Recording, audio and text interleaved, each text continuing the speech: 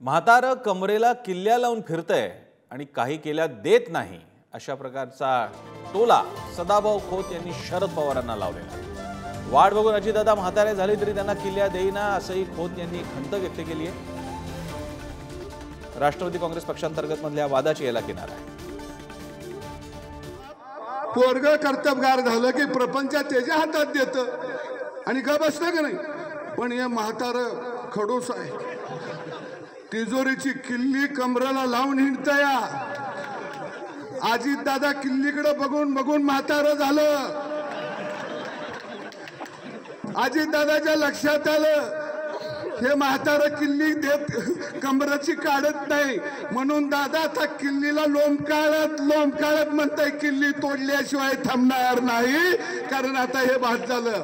अरे आम्हाला मी प्रपंच करून काय म्हातारा झाले प्रपंच करायचा का? आणि म्हणून दादा सुद्धा मोठ्या ताकदीनं खऱ्या अर्थानं विकासासाठी हे भारतीय जनता पक्षाबरोबर आले।